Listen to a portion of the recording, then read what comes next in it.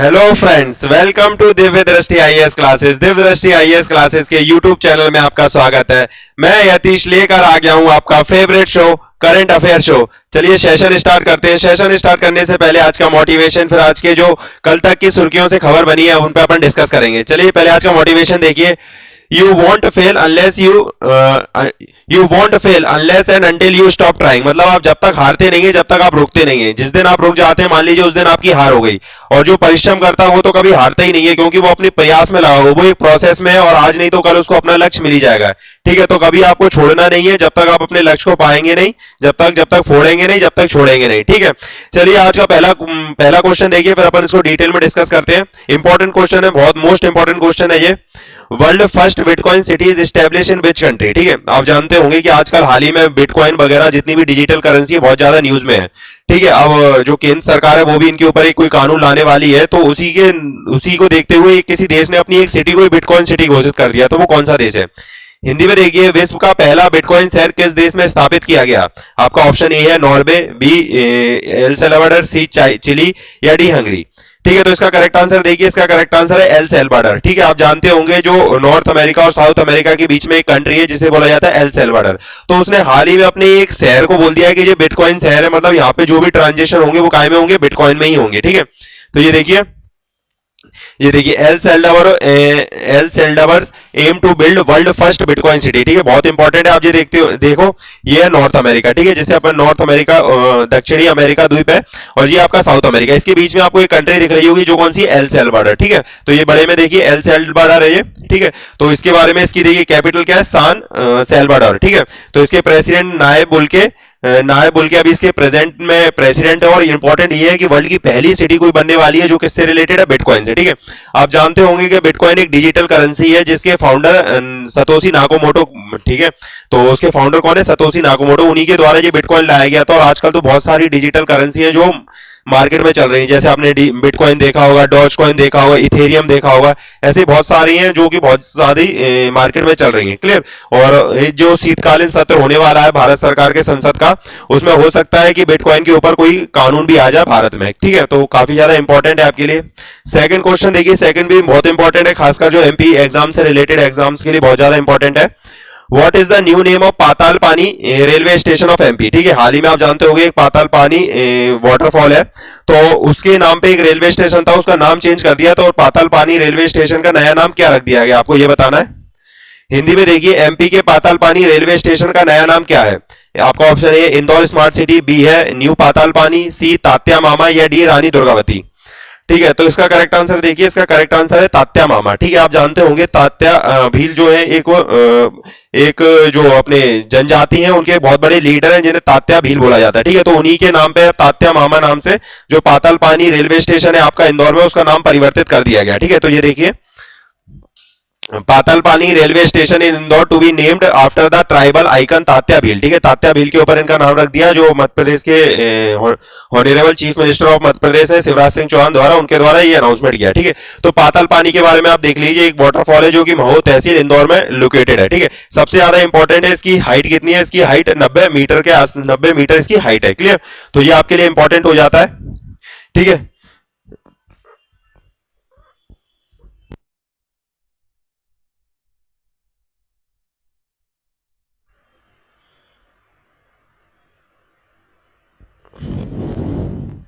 चलिए next question देखिए, थोड़ा कैमरे में इशू था। चलिए अपन मूव ऑन करते हैं। नेक्स्ट क्वेश्चन देखिए, नेक्स्ट क्वेश्चन आपकी स्क्रीन पे है। Which country hosted the G7 foreign and development minister summit 2021? ठीक है, तो हाल ही में जो G7 आप जानते होंगे, जो ग्रुप ऑफ 7 कंट्रीज है, इसकी मीटिंग हुई है किसकी? विदेश मंत्री की और डेवलपमेंट मिनिस्टर, विकास मंत्रियों की। ठीक है, तो ये कहां पे हुई है? G7 क्या, अपन पूरा डिटेल में डिस्कस करेंगे। हिंदी में देखिए, पहले किस देश ने G7 विदेश मंत्री और विकास मंत्री शिखर सम्मेलन 2021 की मेजबानी की है? आपका ऑप्शन ए है यूके, बी है यूएसए, सी है फ्रांस या डी है जापान। ठीक है, तो इसका करेक्ट आंसर देखिए यूनाइटेड किंगडम। ठीक है, हाल ही में यूनाइटेड किंगडम जो यूके है उसने अभी होस्ट किया है G7 के फॉरेन और डेवलपमेंट मिनिस्टर की समिट जो 2021 में हुई है। ठीक है, तो अपने लिए मोस्ट इंपॉर्टेंट ये हो जाता है, आप जानते होंगे जितने भी इंटरनेशनल ऑर्गेनाइजेशन है, जितनी भी इंटरनेशनल ग्रुपिंग है, जो भी समूह है, इनसे रिलेटेड क्वेश्चन फ्रिक्वेंटली आपके एग्जाम्स में आते रहते हैं। जैसे आपने देखा होगा G7 है आपका, G20 है, ठीक है, तो इनसे क्वेश्चन आता है। तो G7 भी एक बहुत इंपॉर्टेंट ग्रुप है। तो अपन वो देखते हैं। पहले आप ये देखिए, UK to host G7 foreign development minister next month in Liverpool, ठीक है, लिवरपूल में ये मीटिंग होने वाली है, ठीक है। तो G7 के बारे में देखते हैं अपन। G7 जो बना था ग्रुप ऑफ 7, ठीक है, इसमें 7 कंट्री है। एक बार पहले से G8 भी बोला जाता था, ठीक है, इसमें रशिया भी इंक्लूड था, मगर रशिया ने क्या आप जानते हुए क्रीमिया को हथिया लिया था, क्रीमिया को अपने अंदर ले लिया था। तो G7 में से G8 में से रशिया को हटा दिया। तो अब जो प्रेजेंट में क्या है, G7 बना हुआ है, ठीक है। G7 में कौन कौन सी कंट्री है आपकी G7 में एक है आपके कनाडा, फ्रांस, ये देखिए G7 में कौन कौन सी आपकी Canada, France, Germany, Italy, Japan, United kingdom and United state, ठीक है। तो G7 में ये 7 कंट्री हैं। याद रखना G7 भारत इसका मेंबर नहीं है, ठीक है, G7 का भारत मेंबर नहीं है। ये ग्रुप ऑफ 7 जो ये ऐसे समूह है देश के जो आर्थिक रूप से बहुत ज्यादा समृद्ध है, ठीक है, तो उनका पूरा ग्रुप है जो जिसे G7 कहते हैं। और इसी की हाल ही में विदेश मंत्री और विकास मंत्रियों की बैठक हुई है जिसे यूके यूनाइटेड किंगडम ने होस्ट किया है। क्लियर। नेक्स्ट क्वेश्चन देखिए, ये भी इंपॉर्टेंट क्वेश्चन है काफी। Recently home minister Amit Shah led the foundation stone for Rani Gaidinliu tribal museum in which state, ठीक है। आप जानते होंगे जितने भी अपने आजादी के अमृत महोत्सव के दौरान आप जान रहे होंगे कि ऐसे जो अनसंग वॉरियर्स हैं, ठीक है, जिनके बारे में अपन लोगों को इतना ज्यादा पढ़ाया लिखाया नहीं जाता, उनके बारे में भी उनकी जो उपलब्धियां उनको भारत सरकार के द्वारा खोजा जा रहा है और कुछ ना कुछ उनके लिए किया जा रहा है, ठीक है। तो उसी के उपलक्ष्य में अभी हाल ही में जो रानी गेंडलू है उनके आदिवासी जनजातीय एक म्यूजियम खोला गया, संग्रहालय खोला गया। तो आपको बताना किस राज्य में खोला गया, हिंदी में देखिए। हाल ही में गृह मंत्री अमित शाह ने किस राज्य में रानी गेंडलू आदिवासी संग्रहालय की आधारशिला रखी? Option A Meghalaya, option B Nagaland, option C Gujarat या ऑप्शन डी मणिपुर, ठीक है। तो मणिपुर की एक रानी थी, एक स्वतंत्रता सेनानी थी जिनका नाम था गेंडलू। उनको अभी उनके नाम पे हाल ही में क्या किया गया, एक म्यूजियम संग्रहालय खोला गया, ठीक है। इनको रानी आप जानते होंगे, इनकी आगे एक टाइटल लगा हुआ है रानी, ठीक है। तो रानी इनका पहले नाम नहीं था। रानी इनको जवाहरलाल नेहरू जो अपने पहले प्राइम मिनिस्टर ऑफ इंडिया थे उन्हीं ने इनको रानी की उपाधि दी थी। आपके लिए मोस्ट इंपॉर्टेंट हो जाता है कि रानी गेंडलू को रानी की उपाधि किसने दी थी, तो जवाहरलाल नेहरू द्वारा दी गई थी, ठीक है। तो ये देखिए, Who was Rani Gaidinliu after whom the tribal freedom museum named in the Manipur, ठीक है, मणिपुर में बनाया गया, जो अपने honourable home minister of India है अमित शाह, उनके द्वारा इनॉग्रेट किया। ये देखिए, union home minister and minister of corporation Amit Shah will lay foundation of Rani Gaidinliu tribal museum, ठीक है। कहां पे? मणिपुर में 22 नवंबर को इन्होंने आधारशिला रखी है इसकी, ठीक है। तो रानी गेंडलू कहती है एक स्वतंत्रता सेनानी थी। मणिपुर में इनको 17 साल में ही क्या करा था, इनको पकड़ लिया गया था और जेल में आजीवन कारावास दे दिया गया था, ठीक है। इनको जब आजीवन कारावास दिया गया तो अपने जो जवाहरलाल नेहरू थे जिस टाइम अपने स्वतंत्रता की अपनी आजादी की लड़ाई चल रही थी, तो यही गए और इन्हीं ने रानी की उपाधि उनको दी थी, ठीक है। तो ये इंपॉर्टेंट है।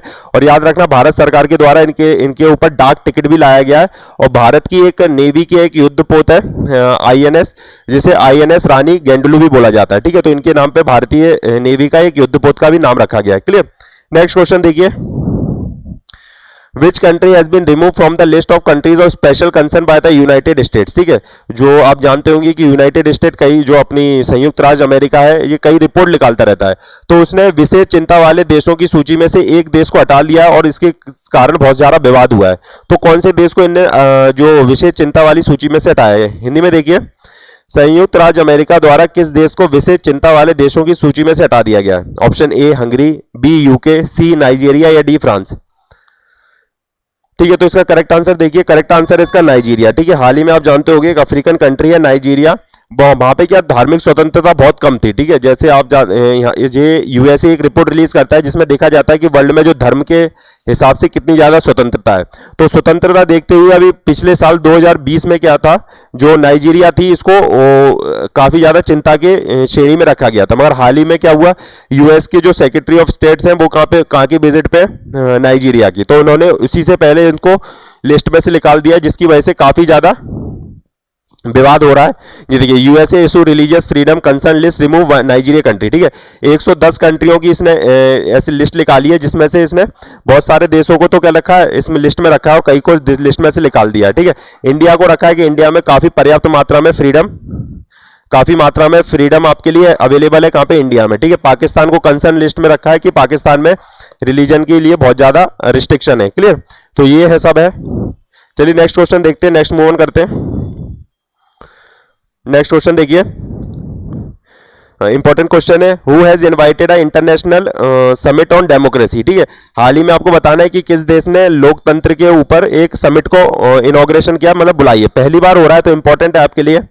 हिंदी में देखिए, लोकतंत्र पर एक अंतर्राष्ट्रीय शिखर सम्मेलन को किसने आमंत्रित किया है? Option A Russia, B USA, C Iran या डी पाकिस्तान।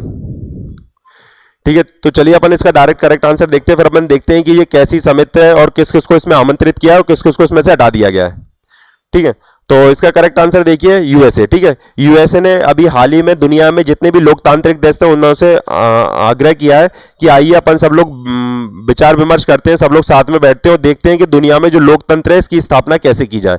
इसी के उपलक्ष्य में अभी हाल ही में जो यूएस के प्रेसिडेंट है जो बाइडन जी, उनके द्वारा ये लिस्ट निकाली गई। ये देखिए, US President Joe Biden invited 110 countries to including India in the virtual democracy summit। ठीक है, जो डेमोक्रेसी की वर्चुअल समिट होने वाली है उसमें यूएस के प्रेसिडेंट जो बाइडन ने बुलाया है इंडिया को भी। ठीक है, इंडिया को बुलाया है, साथ में किसको? पाकिस्तान को भी बुलाया है। ठीक है, इस सबसे ज्यादा जो कंट्रोवर्सी रही है वो चाइना और रशिया को नहीं बुलाया। ठीक है, चाइना और रशिया को नहीं बुलाया। ठीक है, इसकी वजह से, मगर चाइना को नहीं बुलाया, मगर किसको बुला लिया इनने? ताइवान को बुला लिया। ठीक है, ताइवान को बुला लिया। और आप जानते होंगे यूएस और चाइना के बीच में सबसे ज्यादा टसल किसकी वजह से रहती है? ताइवान की वजह से रहती है। तो ठीक है, तो इसी को डायरेक्टली आंखें दिखाते हुए चाइना को, और आप जानते होंगे कि अभी चाइना और जो अपने यूएस के प्रेसिडेंट, इनके बीच में वीडियो कॉन्फ्रेंसिंग के थ्रू बात भी हुई थी। ठीक है, 3 घंटे तक लगातार इनकी बात चलती रही, तो काफी एक दूसरे के ऊपर आरोप लगा इनने, और इन्होंने एक दूसरे से बोला कहीं कोई भी हमारे आंतरिक मामले में हस्तक्षेप करेगा तो हम उसके ऊपर कड़ी कार्रवाई करेंगे। ठीक है, उसको मद्देनजर रखते हुए भी यूएस ने किसको? ताइवान को बुला लिया। ठीक है, जिसको ताइवान को जो चाइना मानता है कि जी हमारा क्षेत्र है। ठीक है, उसको बुला लिया, जबकि चाइना को नहीं बुलाया। तो ठीक है, तो ये एक बहुत ज्यादा कंसर्न हुआ और इंडिया को इसमें बुलाया गया। पहली बार कोई समिट हो रही है, पाकिस्तान को भी बुलाया है, चाइना को और रशिया को इस समिट से बाहर रखा गया है। क्लियर? नेक्स्ट क्वेश्चन देखिए, what is the rank of India in the TRACE global bribery index ranking. ठीक है, अभी हाल ही में ब्राइवरी आप जानते होंगे जो रिश्वतखोरी का भी एक सूचांकन निकला है, तो उसमें भारत की रैंकिंग क्या रही है आपको ये बताना है। हिंदी में देखिए, ट्रेस ग्लोबल रिश्वतखोरी जमाखोरी रैंकिंग में भारत की रैंक क्या रही है? ऑप्शन ए 82, 82, बी 88, सी 10 या डी 50 भी। ठीक है, ये ट्रेस क्या कौन सा संगठन है, अपन पूरा इसको डिस्कस करेंगे।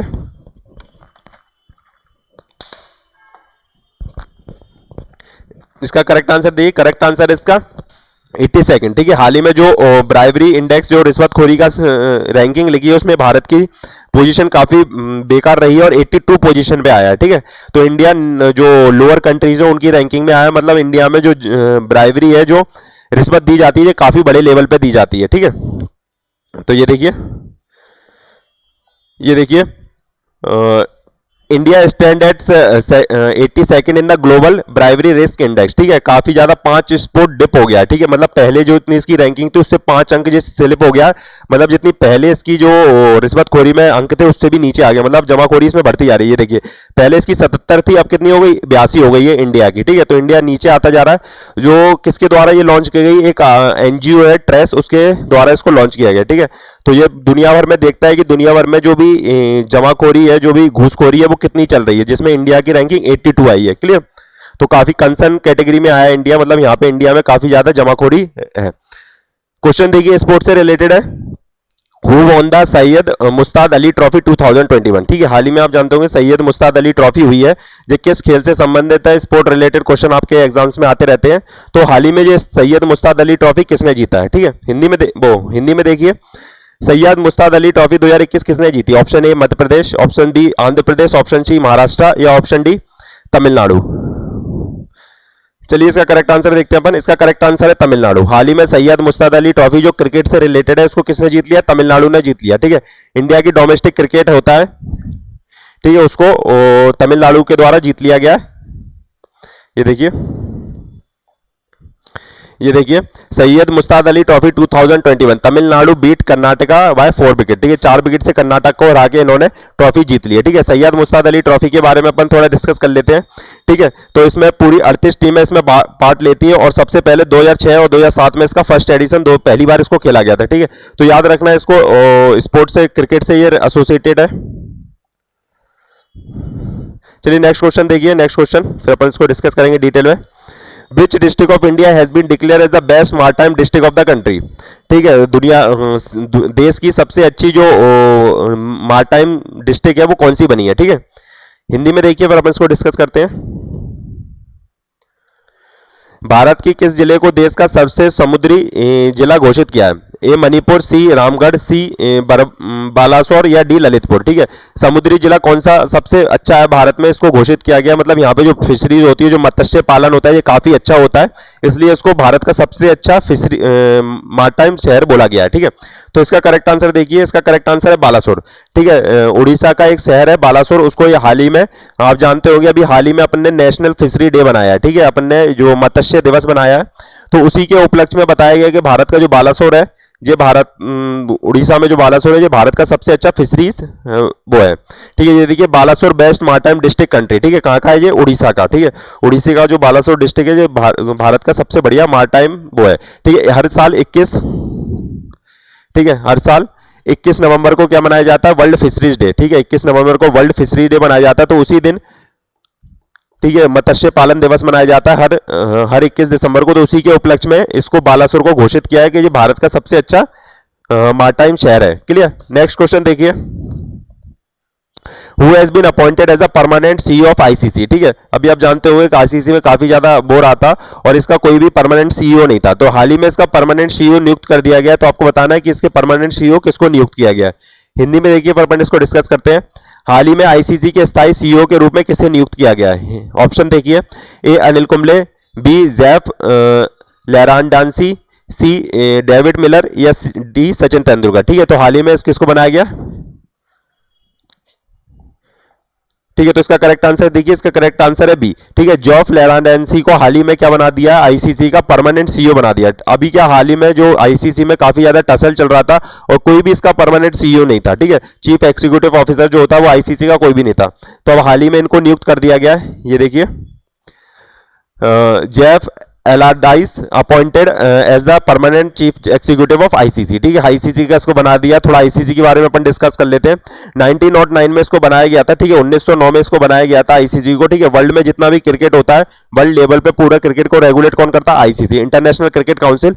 जो ग्रे बार्कले हैं अभी इसके प्रेसिडेंट, और जॉफ आल-ड्राइसी को इसको अभी इसका सीईओ बना दिया गया है। ठीक है, दुबई यूनाइटेड अरब एमिरेट्स में इसका हेडक्वार्टर है। क्लियर। तो this is for the day, ये आज के क्वेश्चन थे। होप आपको सेशन पसंद आया तो प्लीज लाइक शेयर सब्सक्राइब कर दीजिए और दिव्य दृष्टि आईएएस की ऑफलाइन बैचेस ज्वाइन करना ना भूलिए। Thank you very much for joining the session.